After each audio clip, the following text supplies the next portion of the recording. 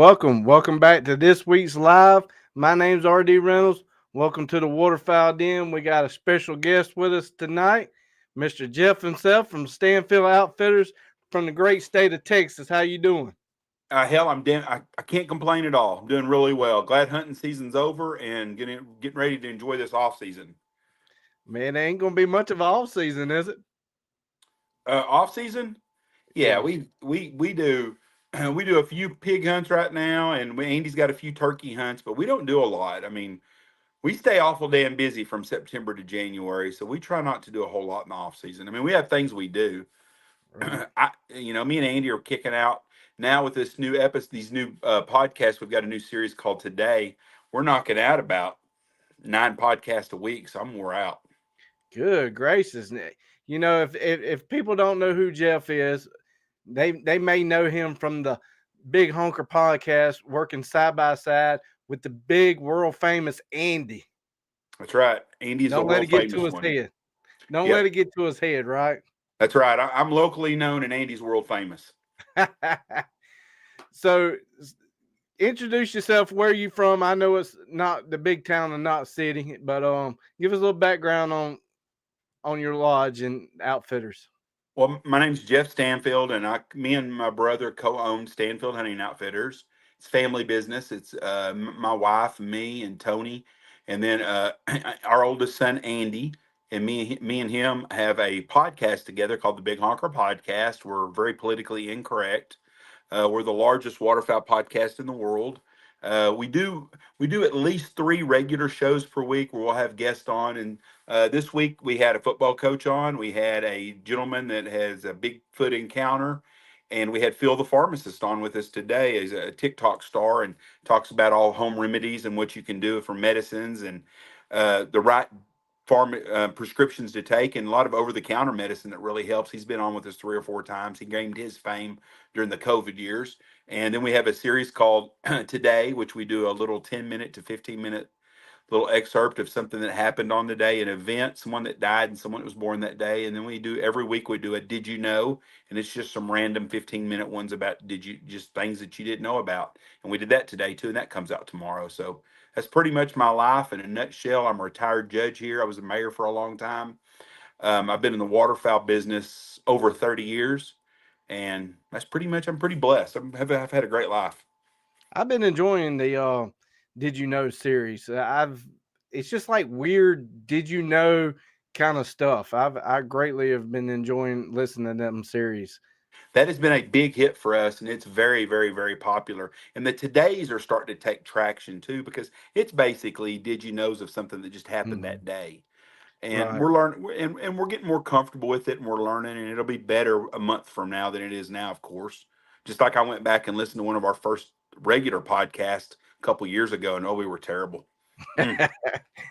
I mean, the last time I had you on was like a year and a half ago, and I've learned greatly since then myself. But it's ever learning. So they say if you can get past like 50 episodes, you're gonna at least stay with it. That's probably true. I think we're coming on episode 1,000 is coming up pretty That's quick. crazy. And that's just the regular shows. That's not counting our football pickums or our little bonus episodes that we do. I'll bet you with the football picks that we've done and everything, I bet we're getting close to 1,500 episodes. Wow. People don't understand how much time that goes into that. You know, you got to have research, especially did you know the stuff. I know the football stuff is usually just off the top of your head stuff, but the did you know, the interviewing people, asking questions, doing research on people, that's a lot of background stuff. I wish I could tell you I did more background research than what we do. I really so you wish I could so tell you you that. really saying you winging it?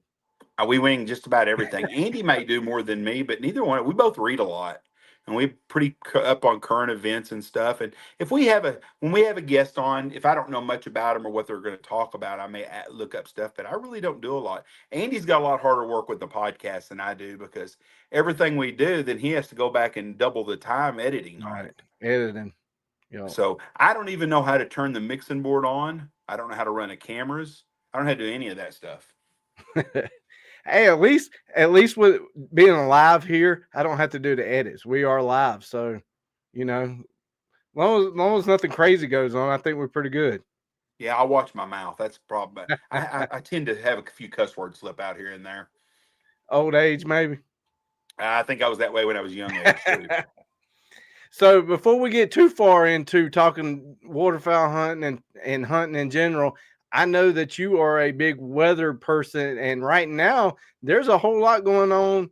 Maybe not a whole lot at the moment in Texas, but I know they are on the ground at the moment chasing in your great state of Texas. Yeah, around the Dallas Fort Worth area, they've got some bad thunderstorms today. Yep. And we're not quite ready for that season yet. I mean, I'm ready for it. We're still a little early. Most of our good tornado chasing comes mid-April on. May's the best month. You still planning?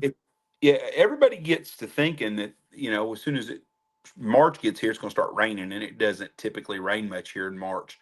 Our wet months are April and May and June. May and June are our two wettest months, and then our next wettest months are September and October. But I am a weather guy. I do a lot of weather chasing. I do a lot of redneck forecasting for our area and neighborhood. And I think a lot of the people in our communities around here depend on me for their weather. And I try to keep everyone attuned to what I think is going to happen. And it's funny when I say it's going to rain a bunch and it don't, I catch hell for that. Then if it rains a lot, me and Michelle were in California last year, Northern California, and we had a tornado in this area, and people were like, "Hey, Jeff, you didn't say nothing." Well, I was on vacation, and it was in February, and we don't ever have tornadoes in February. And I didn't even know we had bad weather because I hadn't looked at the weather when we left. It wasn't supposed to do nothing, but I keep up with the weather a lot.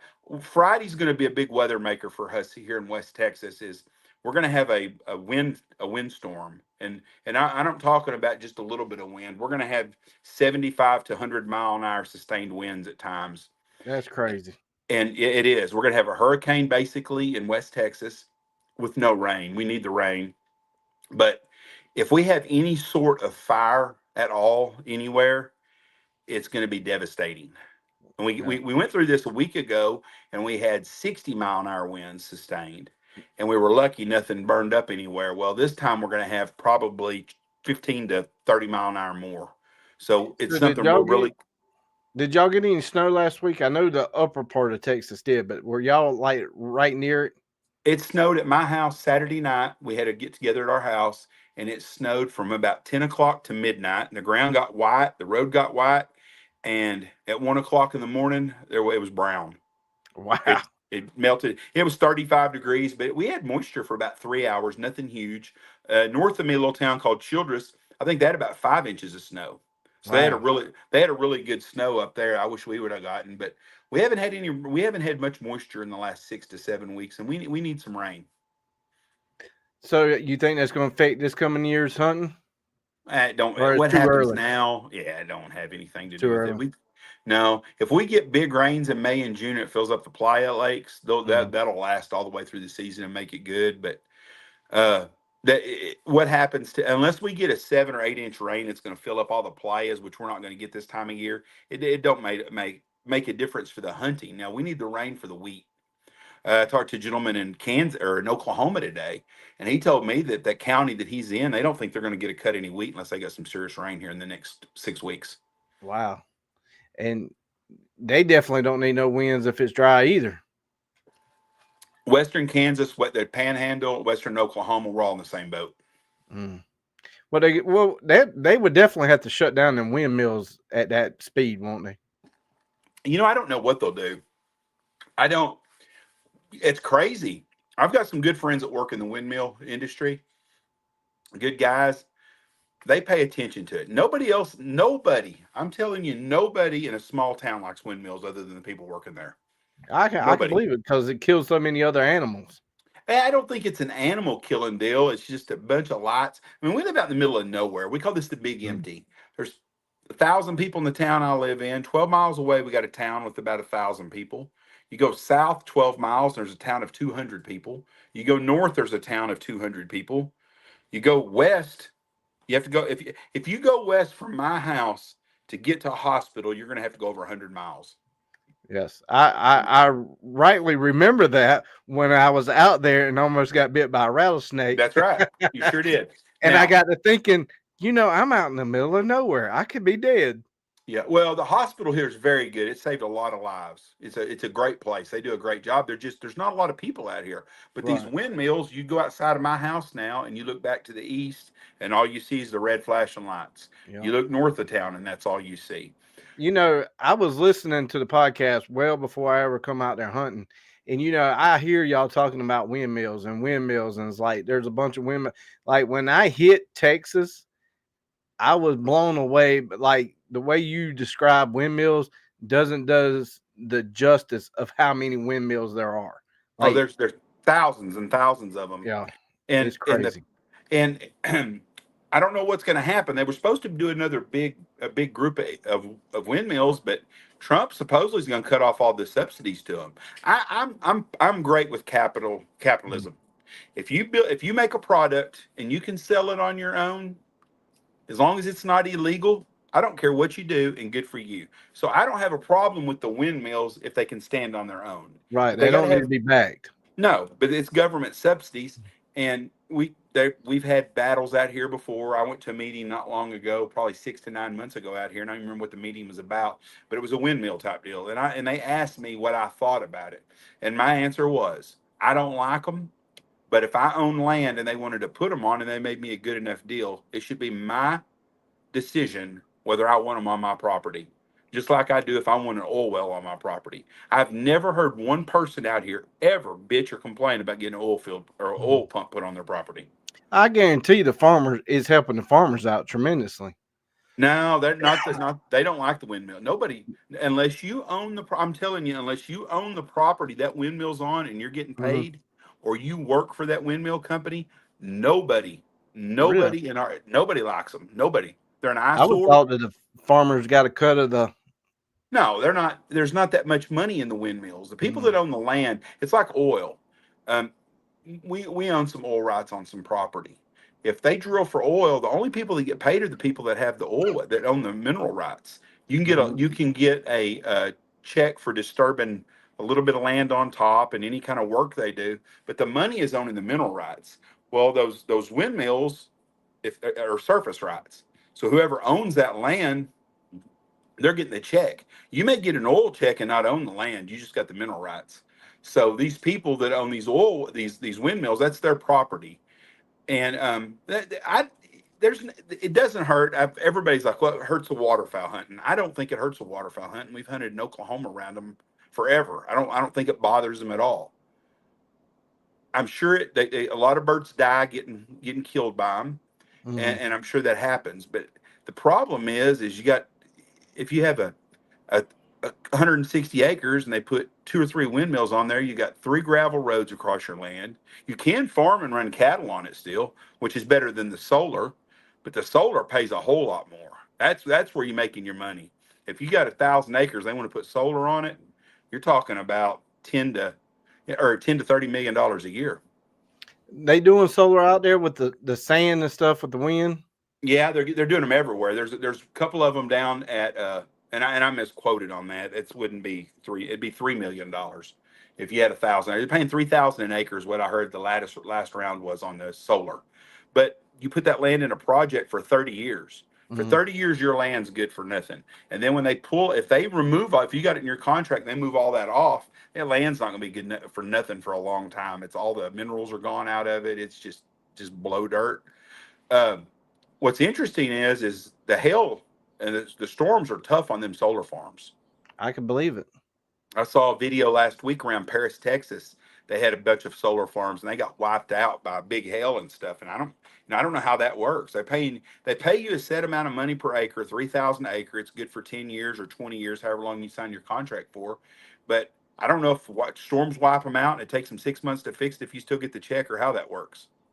When we went to Oklahoma in the middle of December, and then we cut back through Real Foot Lake, Tennessee, and we couldn't hardly get a hotel room in Real Foot anywhere around Real Foot because they're putting a massive solar farms around Real Foot Lake. Now, Yeah, granted, there ain't nothing else around Real Foot Lake, but I mean it's massive. yeah, I heard I heard they're looking at putting. Well, Cody was on our podcast the other day. Cody Crook up in Oak, Kansas, and they're fixing to. They're trying to put a bunch of them within all around 9 miles around Cheyenne Bottoms and Quivira in Kansas, and I've heard around Stuttgart they're fixing to put in 10 or 20,000 acres of solar farms. So and now Reelfoot, and I don't blame the people that own the land. That's a great living. I mean, you're talking about living in 1%, you know, income. If you own 2 or 3 thousand acres, you're gonna get a couple $1 million a year forever. So I don't blame those people. I don't know how much it does for the community once they're built, though. So Right. that's when an oil field, when they build an oil field pad and they put oil pumps and stuff in, there's people working them all the time. There's pumpers there, there's maintenance. They do stuff all the time. And it takes a big crew. I mean, you don't go out and work on an oil well with one guy. There's five, six Right. guys. They got a pumper that goes everywhere, but if he needs anything else, they got a crew there. In a little town like Knox City, we would have 4 or 5 roustabout companies, and all they did was service for these oil companies. Well, our oil has went away a lot, so we don't have as many roustabouts. But those solar farm or those windmills, there's not much help working. I mean, there'll be 200 or 300 sticks, and I'm way off on my numbers because I don't know exact numbers for sure. And there'll be 3 or 4 guys work on them. That's it. You don't, and they may drive from 100 miles to come to work every day. Those Mm. solar farms, I'm curious to see if that's the same. If it's, and I had a guy on that did solar farms, and I think that once the solar farms are done, they've got a couple of guys that do some maintenance on them, and that's it. Yeah. So you don't get any work. You don't. It's not good for your community long term, other than the tax base.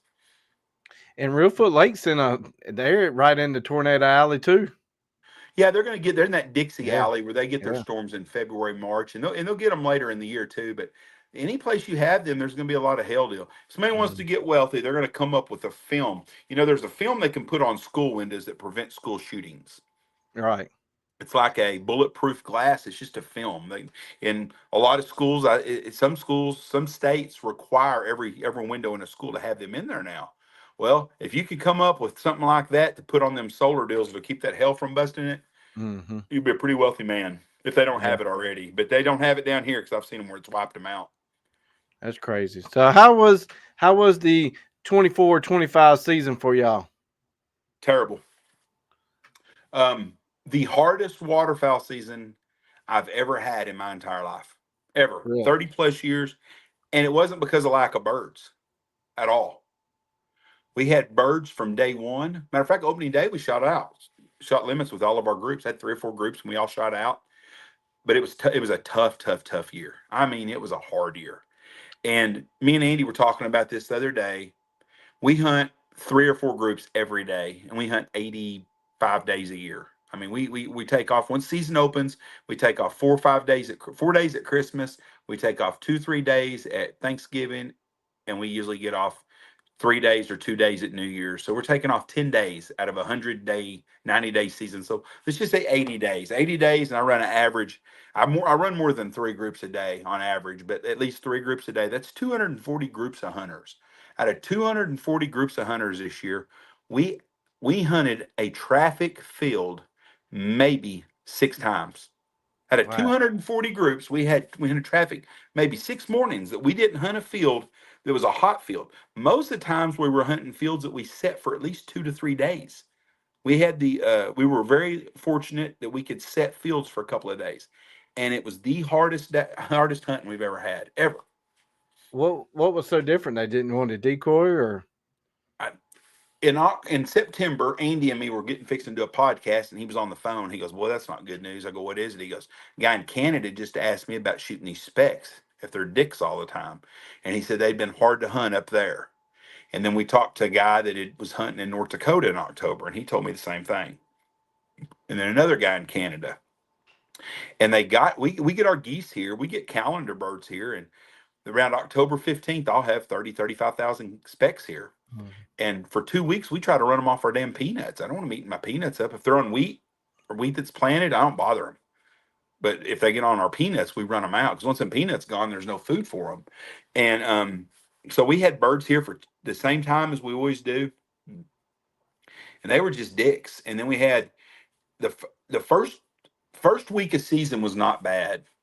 Then we got a full moon, and we had our full moon about the same time the boss We do a Boss Steel Reserve hunt. I'm doing it Right. again this year, November 17th, 18th, and 19th. And I got openings. We can do singles to 4 or 5 people, and we'll have 40, 50 people at the lodge, and we'll have a bunch of industry people. It's a really good time. And that we got about 9 inches of rain the 2 of the 3 days the boss hunt was here. And from then till Thanksgiving, we had some days that it was okay. It was just tough. And then after Thanksgiving, I mean, we had some good hunts. We had a lot of really good hunts, but the overall season was tough. The full moon seemed like it lasted 2 weeks each month. We didn't have any winter at all until January. And then Hmm. when it got cold, all of our ducks showed up. So what happened is usually in November and December or during a full moon, if we have some tough times on the geese, we'll go shoot sandhill cranes or we'll shoot ducks. Well, we didn't have any ducks this year. They were all sitting in Kansas, And I and heard the sandhills were really hard this year too. it was terrible. It was a tough season. I mean, when I tell people it's a hard hunt, it's a hard hunt. If an outfitter calls you up and he says, "Hey, let's move your hunt back a couple of weeks," you need to do it. Hmm. I make money when people are leaving. You know that I want people to be here. I want people to have good hunts. And when I say it was a hard season, it was a hard season.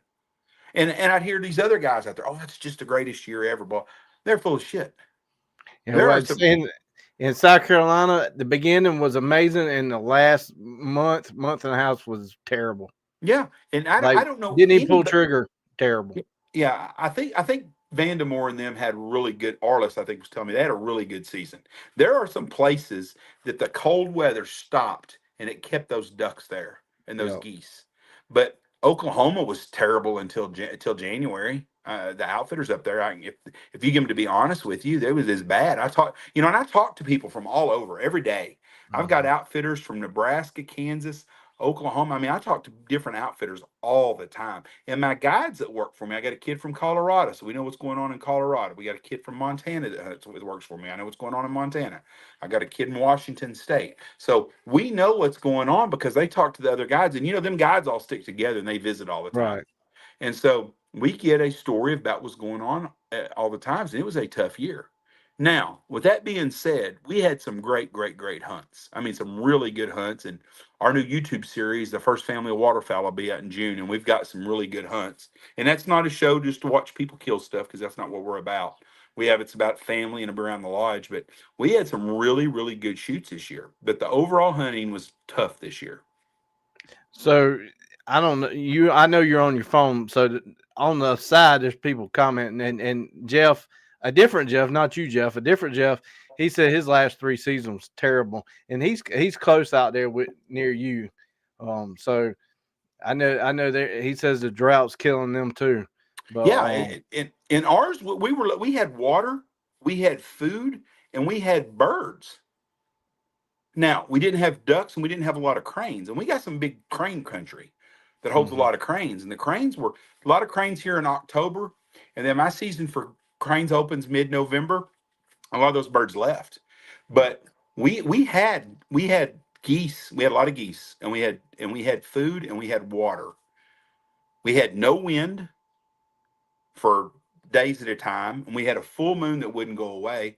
And it was just a hard year. Now, we may have the same. I've had years we've had the same exact conditions and just wore the birds out. But this year was not that year. It happens. Yeah, But it's hunting. I've been doing this a long time, and I've seen all kinds of things happen. But you have to, for my guy to call me and tell me that something went wrong, and I'm not going to believe this. He's got to really have something really weird happen for something I hadn't seen because we've done this so long, and it just was one of those. It was just one of those years. and before you do waterfowl season, you always do dove season too, and do a lot of doves. How was dove season? Best dove season we've ever had. Complete opposite Real. of that. Absolutely amazing. I know that when I came out there, and I think I came out the first weekend, so I think that was around November when I came out, and I was like, "Well, I'll dove hunt in the afternoon." That was the best dove hunt I have ever been on, and them birds, I swear, were flying like Mach 1 speed in that wind. Yeah, It was hilarious. we had a great dove season. We hunt starting September 1, and I've got a hunt that's here September 1st and 2nd. We do a opening day hunt, and you come in on the 31st and you hunt first and second. And It's not that people don't book the whole lodge for that. Like I'll have, we'll sell out. I've got some dates still open, but I'll have groups of sixes and eights, and then I'll have a group of 20 or something. But we run a lot of dove hunters, like a lot of places do. But we don't do day hunts. We do just the package hunt. But we have a private group just about every weekend. Oh, we do have every weekend. We sell every weekend out, and then we do our Gold Star dove hunt, which is the first weekend in October, and we'll have some people will pay to be here also for that, but that we set aside for kids who lost their parents as first responders or military, and we do the hunts free for them, and if a family member comes with them or their sponsor, and they get a gun and they get all kinds. I mean, they get a ton of. They got the best gift bag there is outside of going to the Grammys or Academy Awards, and it don't cost them a dime. And we're looking for And kids, and I need some kids this year. If you know a kid whose parent is a first responder or military and they died at work, or if they died of cancer, we're here for these kids. I mean, right. we're not going to turn down a kid. And you were talking about the first family of waterfowl, the series, and last year that series when y'all did that part and had them kids and you were interviewing the kids, that I ain't gonna lie, I teared up a little bit, and I even texted you after watching. I was like, man, that might have been the best episode yet. But I mean, it was hilarious too, the way you were almost making the kids believe that you fell out of the helicopter. That was I, that was I love kids. yeah. Absolutely love them. My own boys, I wouldn't trade anything in the world for any of them, like anybody with their kids. But I love their friends, Yeah. and their friends would come over to the house, and I would jack with them. And a lot of the parents didn't like me, but the kids all loved me. And I coached every youth thing that we had in this town, and I coached 7-on-7 high school football for the boys and 6-on-6, and was around all those kids. And I love kids. And now my grandkids and their friends come over. Our pool. Our grandkids have their friends come to the pool all the time at the house, and I love kids. I Yeah. do, and they have a special place for me, and I'm a sucker for kids, and I don't like a kid that goes without. I didn't grow up with a lot, and I can't stand to see a kid wanting a Coke or French fries or nachos and not have any money. And it breaks my heart to any kid that's lost a parent, because I was very lucky. I didn't grow up with a lot, but I was lucky to have a dad and a mom. And you got And some big sponsors for that. yeah, all of my waterfowl sponsors, Boss gives all the shells for the shoes. Uh, Asher and Cody at Dive Bomb, they give us a gun case every year. Lucky Duck sends me all the spinners. Trevor and Alex at Pacific Calls send calls they make for the kids. Shin Gear sends me a ton of stuff for them. Jeff is so good about giving. Mossberg, they give a gun every year. Every kid gets to leave with a shotgun.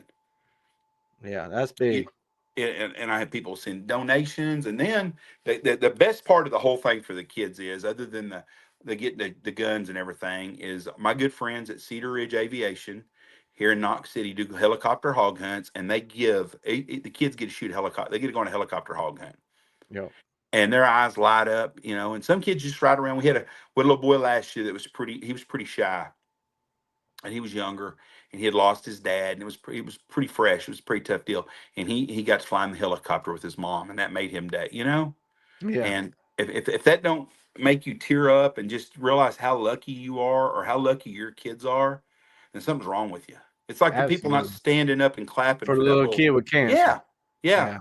Yeah. And I think his daddy's fixing to be on our podcast too. Really, that's But gonna be interesting. it's just, I mean, to just be that, to just not care. I mean, a kid's a special thing, and they just people kid in our world, kids haven't changed. Parenting's changed, and that's what our I problem agree. is. I And agree. anyways, it's a great thing for these kids, and I've had. We started out doing just Gold Star families. Well, we luckily, knock on wood, we ain't had a lot of wars lately, so it's harder to find a kid that's not that didn't really know his dad. Most of the kids we had, they were 1, 2, 3 when their dad got killed, and they're say up 17, 18 years old. But we've started doing first responders kids, and you find there's a lot of those out there that need some guidance. And we had a couple of firemen who got killed in a big brush fire up in the Panhandle, and their kids were here last year. And and we become friends with these people. These kids, their parents, they'll message us, and the kids message us, and it's a good thing. That's good. I like watching it every time y'all post it. So good job on that. I appreciate that very much. It's a damn sure a family. It's a team event for sure. A lot of this thanks needs to go to Michelle though. Mm. Michelle goes above and beyond for these type deals. She's kind of my yin, you know. I'm I'm kind of a loud mouth, and I get caught up in doing what I'm doing, and she's pretty levels me a lot on things. You got to have that. You got to have some balance. Yeah, she balances out a lot. So, and you know, them ladies at our lodge, they work their ass off. How many people can you host at the lodge? Because Last year, last year the biggest group I had was 68 people. wow, that's crazy. That's a lot of people to feed, and we do 30 people is no big deal. We feed 30 people 6 days a week. And I could speak for the food. That is some really good food. It wasn't. It was really good. Yeah, we're not going to be. You're not going coming to our place and getting a 32-ounce tomahawk and lobster tails and truffle oil and all that other fancy schmancy shit. You're going to get steaks, and you're going to get boudin, and you're going to get sausage, and you're going to get pork chops, and you're going to get real Mexican food, and you're going to get pot roast with all the trimmings, and you're going to get homemade desserts. My wife makes the best bread pudding in the world, and there's 5,000 people a year can tell you that because they have it at the lodge all the time. But we do homemade desserts. Every year she has a new dessert, but everything is homemade. And the ladies work hard, and we're going to give you a damn good meal. If you leave there hungry, that's your own fault. I heard that because they ain't that you can't go into town. There ain't much there. I ate at one restaurant when I was leaving. I think it was Isabella's or something. Yeah, it's a Mexican food. It's not. Their food's good. It's just a little town, but there's not a lot of choices here. Allsup's has got gut bombs, which is for people from way off. That's our convenience store type deal, like a 7-Eleven. Right. All American owned though. There's no Indians owning them. Yeah, it was definitely a great experience. And speaking of that, in about 2 weeks, I'm going to be right back out there. Yep, you're coming here to turkey hunt. You're the first turkey hunt of the year. We only do a couple of turkey hunts. We don't do a whole lot. We used to do a bunch.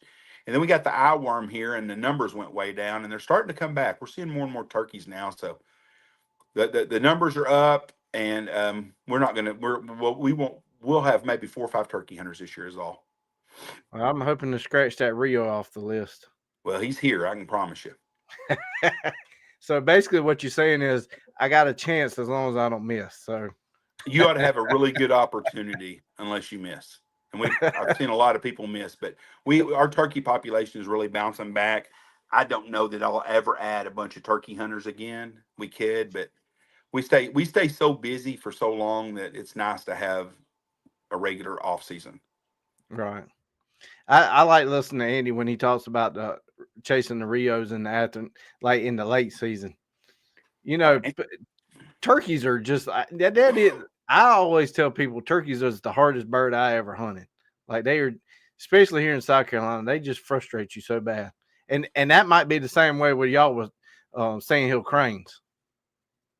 Sandhill cranes are very frustrating because we get a limited number of chances at them. We had some days this year we shot out on them real fast. But you can be on the spot that they've been into for 3 days. And that day they wake up and they want to go a half a mile away. It don't matter what you do. You can't flag. You can't do. I mean, there's just nothing you're going to do that's going to. You're just screwed. And that's the problem with crane hunts. And that's why I tell everybody that comes here. And most of our groups are 3-day hunts, a 3-day deal. And I sell you a waterfowl hunt. We're gonna shoot ducks, geese, or cranes, whatever the best hunt is. And if you want to target a certain species, then that's what we're going to target. We're going to do everything to make that possible. But if it's not working, if it looks like we're going to have a tough crane shoot, then we're going to shoot something else. Yeah. The first time I ever been out to Texas, I was like, man, what in the world is these jelly rolls of peanuts? Like I've never seen at the end of peanuts where they roll them up. That was something very interesting though. I'm talking about when they bale them.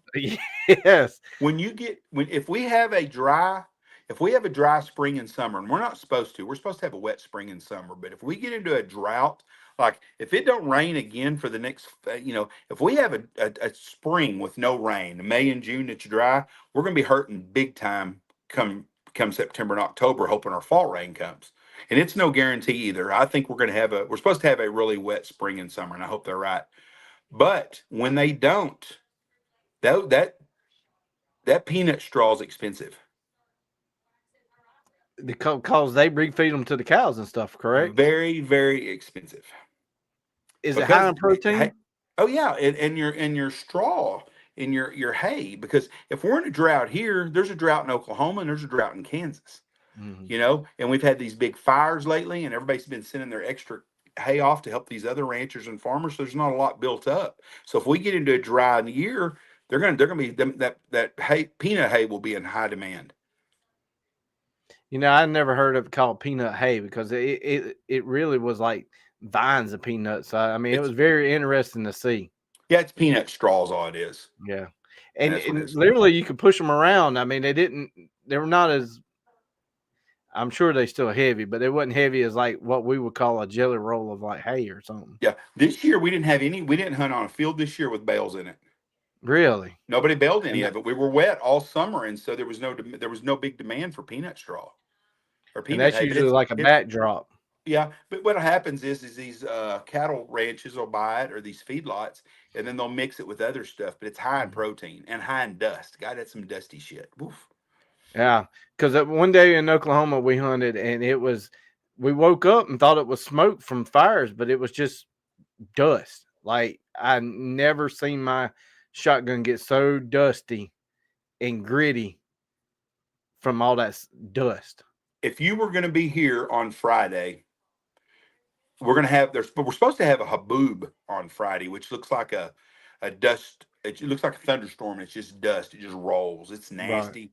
They have them in Lubbock. Will have one or two a year usually, but we're supposed to have one tomorrow. I have never seen one here. I've seen the sky red and nasty, and I've seen it rain before, and it's mud drops because Mud. because there's so much dust. But our sky, it will look like winter at 5:30 in the afternoon when it's getting dark all day Yeah. on Friday from all the dust, all of New Mexico that'll be here floating around. It's gonna be terrible. And everybody that's got allergies and all this COVID and flu that's been going around, it's gonna kill these old suckers. It's tough on their lungs. Oh, I guarantee it. It's gonna be I one of them winter just stay inside. I did hurricane prep at my house today.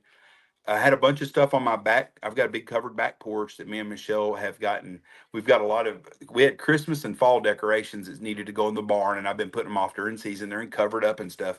But I put all that stuff up. I put everything in the yard. I've got a flag that is the biggest flag Amazon sells. I don't know how big it is. It's probably 16 foot long and 10 foot up and down. I mean, it's a big American flag. And I took it down tonight because my flagpole, I didn't want it to put too much of strain on it because it's going to blow that hard. Well, that's crazy. And you know that storm that's coming is also going to be spinning some tornadoes off towards Mississippi and stuff like that. Yeah, Between Arkansas, Mississippi, Missouri are supposed to get hammered, and then there'll probably be a big blizzard in Ohio and Indiana. yeah, I mean that's crazy.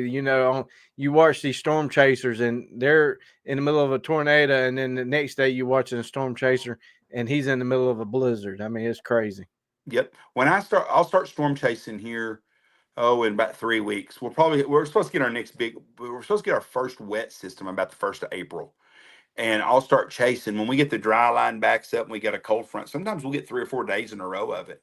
But I might chase. I'll leave here I've left here at 10 or 11 o'clock in the morning if they're hitting big, Mm-hmm. and I'll drive to where the storms are. And sometimes I get to chase them back, and sometimes I don't. But I've looked around. It's 10:30 at night, and I'm in Clovis, New Mexico, or I'm in Dodge City, Kansas, and get home at 4:30 or 5 o'clock in the morning from chasing. And man, you talk about feeling like you have a hangover. And we don't drink or nothing when we're chasing, so it's not a hangover, but it's the ups and downs, adrenaline Right. rushes. You get all excited and it just falls off. And then you Yep. get all excited and it falls off. But I do love to storm chase. And man, I've seen some really bad stuff while storm chasing. And storm chases are very, very important to keep people in small towns alive.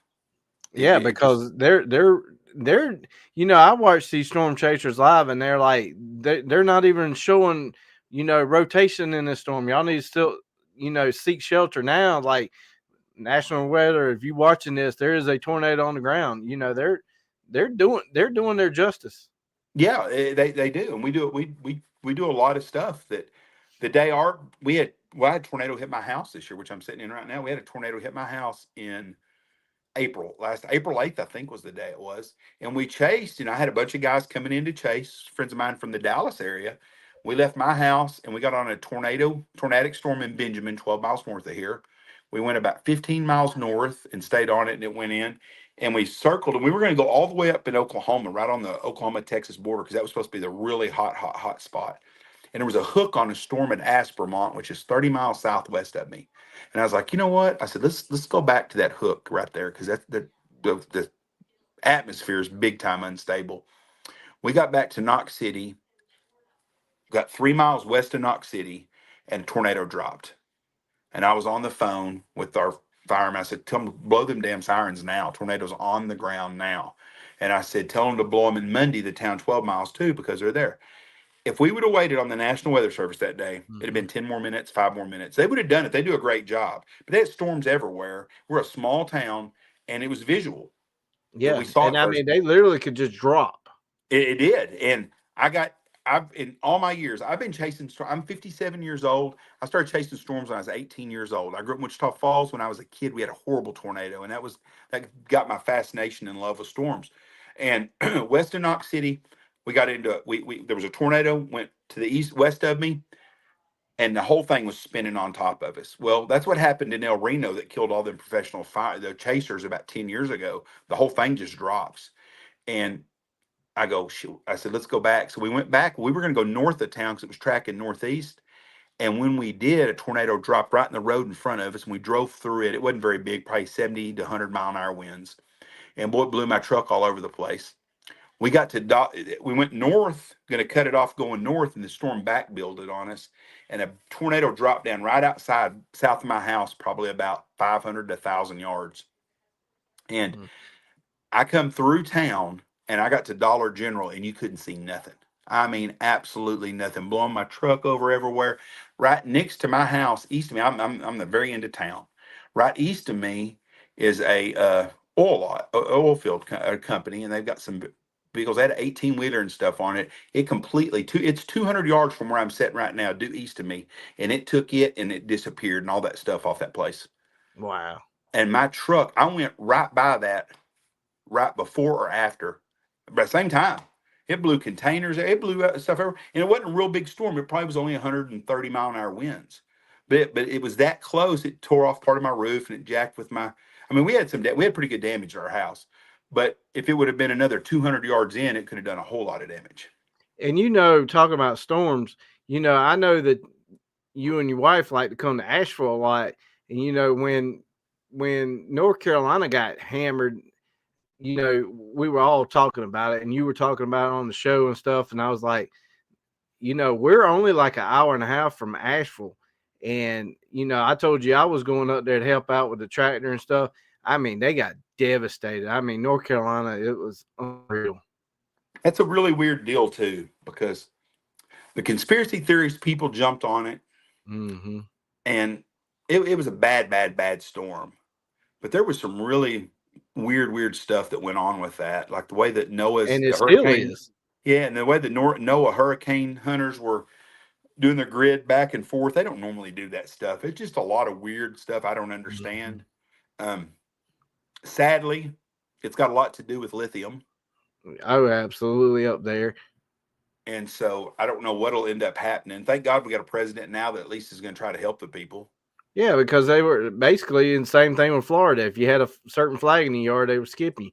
North Carolina got skipped, but at least them people up in North Carolina, they had the mindset probably about the same that would be in your town. Hey, we're just going to rebuild. The community comes together. But even if they do rebuild, it's not going to take much more rain, and it's going to take a while before that ground settles again. Yeah, if you're relying on the federal government to do something for you, you're in big trouble. Yeah. Unless you want them to take your shit, because they do that, but they don't. That's what was happening up in North Carolina. They were saying that they were taking it, and I was there, and I was at the churches, and people were bringing water, and you were seeing, like, hey, we can't get it over there. I mean, it was a lot of crazy stuff going on. But see, it don't have. I mean, after the storm is done, Hmm. all you got to do is get on the phone and call if you're in the government, and you can get help. North Oh yeah, Carolina's got a National Guard. you The United know, States has a National Guard, but the Democrats didn't want to help them. And I ain't trying to be political, but that's the truth. If you had somebody who wants to help, you could get on the phone and get some help. Someone can make a call and fix things pretty damn easy if they want to. them helicopter people were basically doing helicopter on. They were doing their own delivery and saving people, and stories were on the news saying, the guy went to go save his family, and it was like, if you go and take them, we're going to arrest you. I mean, it was crazy stuff That's going on.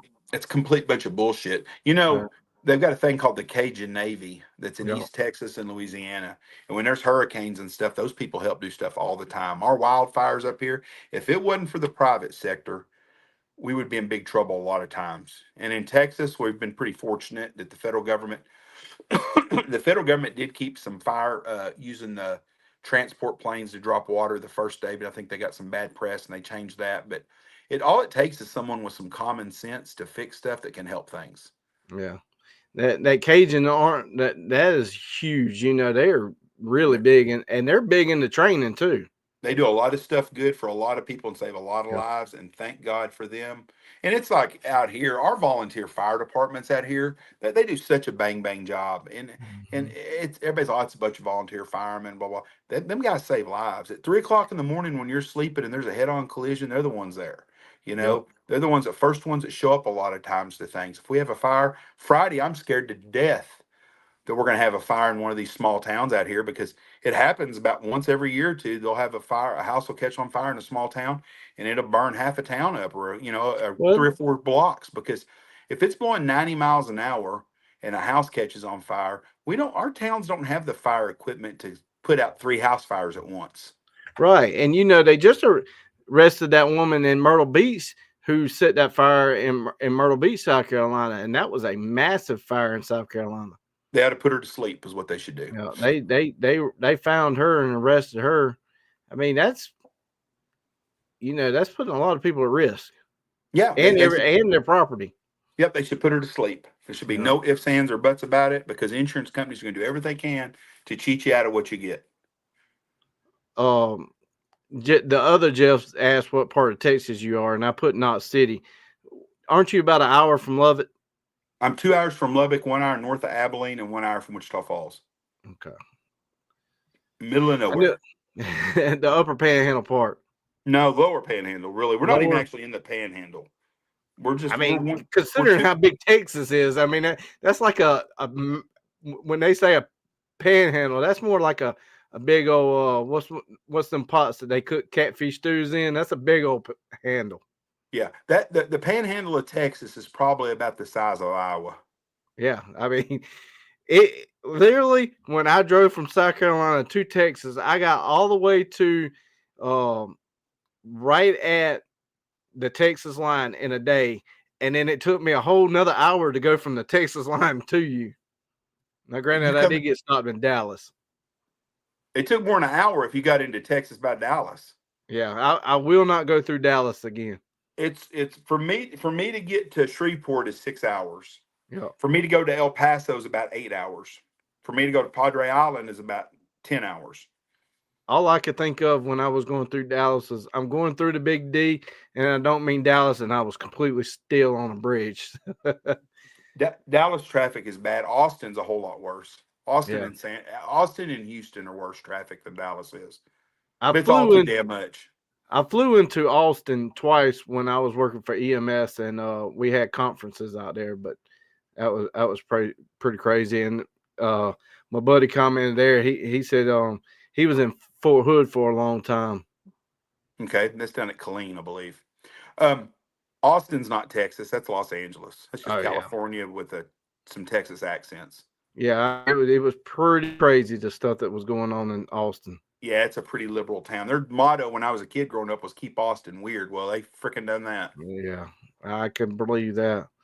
So, going back to turkey hunting, what's the expect the turkey What I need to prepare for?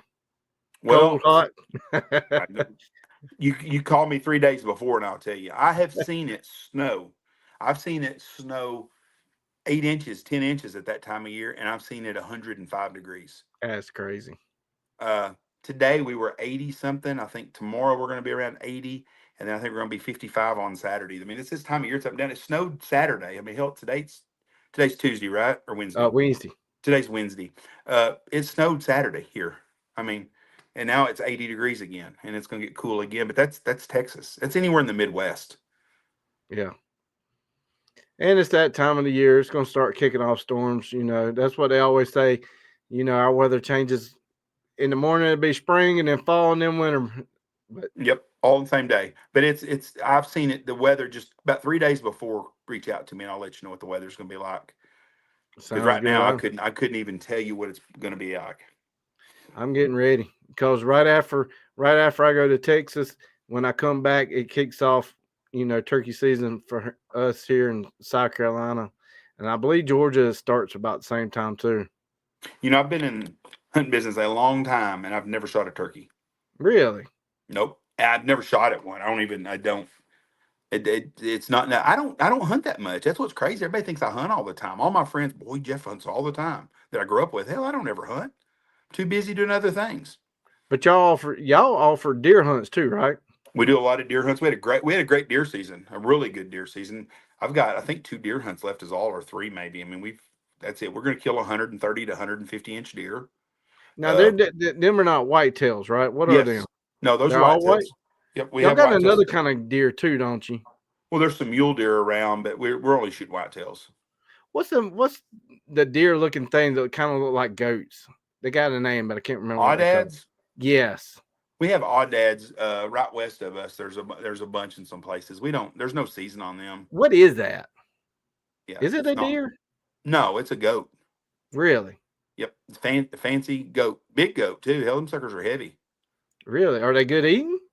No, I don't. If they are, nobody is. Well, either people are lazy that shoot them, or I've never had nobody tell me about eating them. So I'm assuming no. Mm. Probably about like eating I don't like goat, so it's probably maybe like an antelope, which I've heard a lot of people say they don't like antelope. And I've heard some people tell me they like antelope. It's kind of lanolin tasting, they say, and sage, depending on what they're eating. I think the audads are about the same way.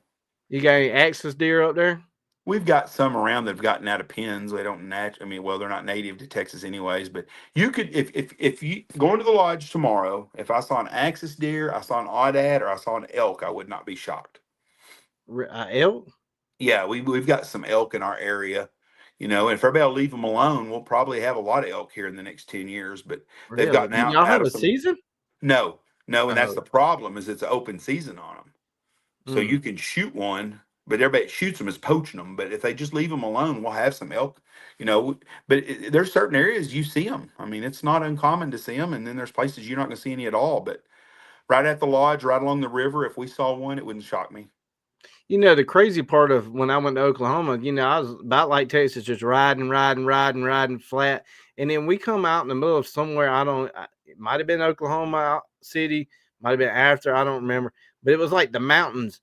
And there was like signs everywhere said, watch for bears. And I'm like, that Watch was for one. bears. Yeah, there was You like must have big been signs. you must have been in eastern Oklahoma. There's a I must, lot of bears in southeast Oklahoma. A and lot. that blew my mind. Like, I would have never thought way Well, out there would be bears. you have bears where you live, right? Absolutely. Yeah, that's the same way. Not that many, but we do. Oklahoma opened up their bear season 10 years ago, 15 years ago, and they had a quota. Like they were going to kill 16 bears in these 3 or 4 counties that they opened it up. And my numbers are I don't have a clue. I'm just guessing here, but it wasn't a big number of bears. But opening morning, they shot over their quota. And everybody had to check in at noon, Right. and then they closed it the next day. It was only open like one That's kind morning. of how South Carolina is. But they shot one bear that weighed, I think, almost 700 pounds. Wow. So, but yeah, Oklahoma in southeast Oklahoma, I've got some buddies that have deer leases over there, and there's a lot of bears. Now, if you're at Oklahoma City, you go west and you get around the Wichita Mountains, there's a lot of elk there. I mean, there's a lot of elk around, a lot in Oklahoma, Hobart, Fort Cobb, that area back in there. There's a ton of elk back in there. You would think the wind would bother them. No, they're plains animals. They weren't mountain animals back in the day. They were plains animals. I mean, there was in Really? the mountains too, but yeah, they'd go up in the mountains in the summertime when it was hot. But they were a plains animal. I mean, Hmm. North Dakota, South Dakota, Kansas, Nebraska's got a season. I think Kansas is getting a season now. Oklahoma has a season on them. Texas, we've got them in the mountains down by El Paso. They're coming back pretty good. Then there's some up here in the plains here too, but they're making a big comeback. Well, hell, there's elk in Kentucky. Arkansas has them. There's a lot of places have elk now. The only place that I know around us to have elk that you see on a regular basis would be around Cherokee, North Carolina, I've seen which them is, there before. you know, and usually they are everywhere out there. But other than that, that's the only place I know where elk is Do anywhere they have near. a season around Cherokee? Not that I know of, because That's a really that's a whole Indian reservation. that's a pretty part of the world. It is. It really is. We'll be going up there before too much longer. Yeah, me and But Michelle were at Cherokee and we saw a bunch of elk when we were there. did y'all go to the Cherokee Casino? We went to Asheville. We went to the Mm, Biltmore. We that was the first trip we went. Our son is stationed in where's he at? Augusta, Georgia, mm. and we he went from Pensacola to Augusta, and we went to Pensacola and took him off, picked him up, and we went to Augusta and dropped him off.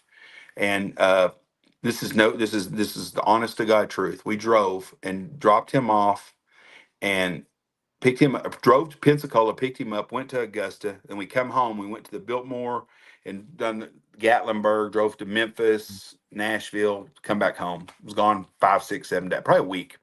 Got home the day we got home. And the next day I had court that morning. Payne called me at court and he's like, "Hey, Dad." I go, "Yeah." He goes, "Can you do me a favor?" I go, "What's that?" He goes, "We're allowed to have our truck, our own personal vehicle here. Can you bring my truck to me?" I go, "Yes, I will. You'll do anything for your kids." Oh And so yeah. that was on Tuesday. I had court. So we left on Thursday and we turned around and drove to Augusta, took him his pickup, and then we rented a car. We were going to fly home, and then we got an invite to go to the White House. So we got to go to the White House. So we rented a car and we drove and we went to Thomas Jefferson's to Monticello and we looked at beautiful country through there. And we went to Washington D.C. and we got to go in the White House. The day we went in the White House was the day they shut the world down for COVID. We were the last people to go in there. Wow.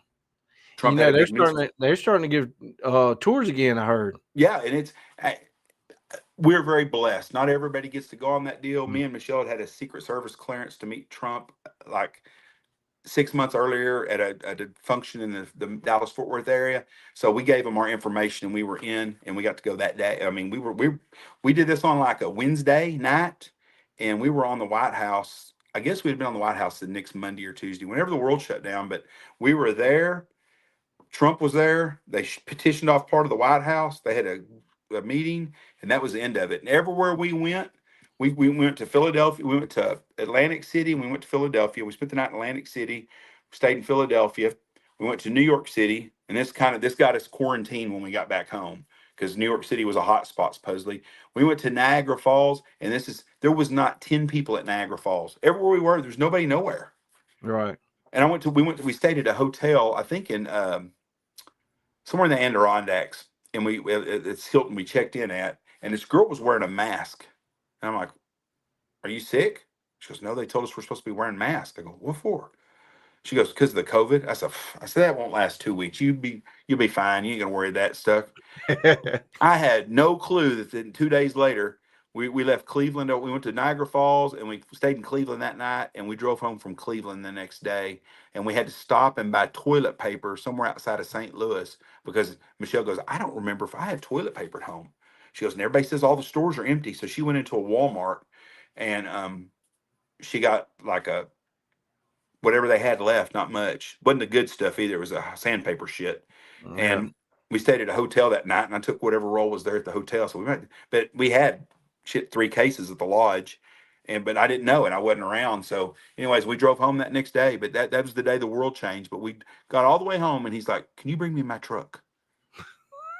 like I'm driving down the road a mile or two. Drove all the way to Augusta, Georgia, to bring him his truck. And Jay comment, he said, "Tell him thank you for his service." And he's from Georgia, And you know, that's a beautiful time when the Masters is in town.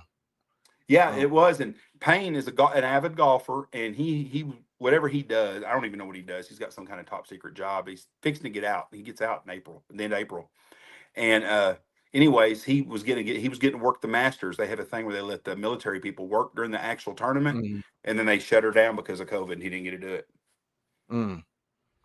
Yeah, but I've heard that's a beautiful golf course, but Augusta's a pretty rough town, I think. Yeah, it's got sections that are pretty rough. Yeah, but I mean that's probably anywhere too. Any town that's decent size has got a lot of problems. Yes, I agree. You know, we're not too far from Charlotte, so and it's slowly coming this way. Well, get out while you can. No, stay there as long as you can. Sell your place for a shitload of money. That's what everybody in Dallas Fort Worth's doing. Yeah. Yep, I agree.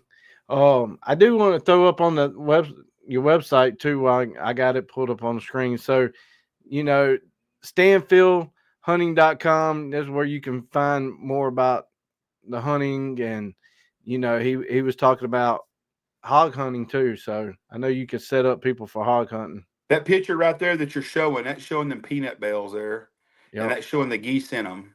And that almost looks like the field that the snake got me in. No, that field's a long way from where your snake feels. But let me tell you something about that field. That field, the last 2 years has been the best field we've had. The last 2 years. This year, we hunted that field 0 times. Wow. And I'm telling you, when I say we hunted a bunch the last 2 years, we hunted it every third day probably. Great hunts. And this year we hunted that field 0 times. It's crazy. And that's literally what the birds looked like while I was out there. Like it's unreal. Like you can't, especially coming from South Carolina, you know, you can't really take in the noise that them birds make. I mean, it is crazy the sound that they make. The crazy thing was that's what it looked like all year this year too, except the birds did not cooperate near as well as they have before. Pat Pitt has got a theory on that, and the more I think about it, and I've talked about this on our podcast a lot, I think Pat's onto something. He says the problem with ducks and geese now are getting harder to hunt, and there's a guy out there that's listening. It's like, oh, damn, we shot a limit every day. Well, good for you, fella. But the average person didn't, and the average outfitter didn't this year. It was a lot harder year. He says it's because the snow goose season, this extended season, the specks and the ducks, they don't ever get no rest. It's banging around everywhere, and they're uneasy, and it's too much stress on them all the time. And you think about it, they're shooting them snow geese through the middle of May. Yeah, because that's what Jeff commented somewhere above here. He talked about it. He said it's turning out to be a good conservative season so far for them. Yeah, I think people are having a pretty good. I talked to my buddy Stacy Coker. They had a pretty good spring this year. But I think that Pat's onto something. I think it really is detrimental to the other ducks and geese because the pressure putting on snow geese. I don't think the conservation season is going to be here in 5 years. I think by 2030 there won't be a conservation snow goose season anymore. You think in Texas, or you think Texas don't have it now? They've done away with ours last year, and it's coming everywhere.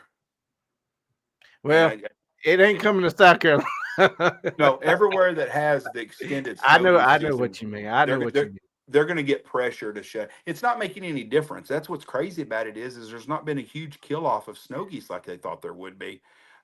15% of all mallard ducks die every year, 17%, regardless if we shoot 10% of them or we shoot 2% of them. And I think it's that way with the snow geese. And we're just seeing more. The only ones that are getting shot are the juvies. They don't shoot very many adult birds. And I don't know. I don't have skin in the game. We don't hunt snow geese at all. None. Right. We don't do any conservation hunt. We don't even have a season here no more. And we could have this year. Closest we get is the Outer Banks of North Carolina, and that's a good 6 to 8 hours from us. Now they get them, but I don't know. Occasionally you may see one or two, but we don't get them like that. Well, I'm going to Arkansas, Missouri, Nebraska, or South Dakota if I'm doing it. I don't want to do it. I don't. It's not my cup of tea. And there's people doing it all the time. I wish them the best, but I'll be shocked in 2030 if there's still a conservation snow goose season. And I think we're going to see a big change in the duck season after. I don't know if the season will change after next year, but I think the limits are going to change. I think we're going to go to a 3 or 4 duck limit probably, which I think would be great anyways. Don't take away our days. Just cut us down to 3 ducks a day or 4 ducks a day. If you're in the outfitting business and you're like, oh, that's ridiculous, them people still want to hunt. Mm-hmm. They will come hunt to shoot those ducks. And that's what they did when we were out there in Oklahoma. They was like, we could stay out here, but hey, we're trying to save some birds for the rest of our customers too. Y'all have fun. Y'all shot a lot of birds. Let's get out and not ruin it. Let them rest. Yeah, I shoot. We're on a 5 speck limit here. We can kill 5 speckle bellies here. Our limit's 3. Yep. I had one client this year bitch about it. He's like, well, God dang, who makes the rules, Jeff, for the state of Texas? Well, you're hunting with us and we're shooting 3 specks. And I said, we do that before you get here to make the hunting as good as we can. And we'll do that in January. And that's the way it goes. And that's all we do. We shoot. And we stuck to that all year long. Me and another outfitter, Justin Hill, a friend of mine, me and him in this area, there's 3 outfitters out here. And me and him work together all the time. And both of us went to a 3 spec limit. And we stuck with it. Yeah. We shot 3 dark geese when our 3rd dark geese was done. If you go somewhere with 10 guys and you shoot 30 geese, you've had a great hunt. Yeah. Oh yeah. Because then you got to clean all them birds. Well, I've got some. Now, granted, y'all got at the lodge, you got somebody cleaning it for you. But yes, if people don't think about that when they doing all these piles and stuff. That's a lot of where you putting all that meat. Yeah, that's the guy shooting them snow geese. And here's the reality with the spring snow goose hunting is most times you're not shooting 100 birds. There's a lot of times they shoot 5 to 10 geese, and then there's days they shoot 30, 40 to 60. Mm-hmm. But when you shoot 200 or 300 on them days, or 400 or 500, that's a lot of birds to clean. Absolutely, I guarantee you, that's a lot of breast in the meat. I don't want to jack with it. I do want to snow goose one or 2 times, but yeah, I mean that is something different. I at least want to take in the experience. Well, there's a lot of good guys out there that do it. Blake and Nolan that work for me do it in Nebraska. They had some really bang up hunts the last couple of weeks, and I think their birds just left overnight last night. And that's the thing with spring snow goose hunting. Here today, gone tomorrow. Yep. But that's with a lot of birds here with us too. The teal are like that. The teal come and they gone. I mean, it's quick. You got to be on them. But that comes with scouting, and that's what you typically do a lot of. Yeah, I scout every day. I scout every morning. I scout every night. I usually know what we're doing while we're scouting in the morning. A lot of times we know what we're doing the next day, the day before. We're lucky enough to have enough property that we can do that. And then a lot of times, but when I scout in the morning, I usually have a pretty good idea what we're doing the next day. Yeah.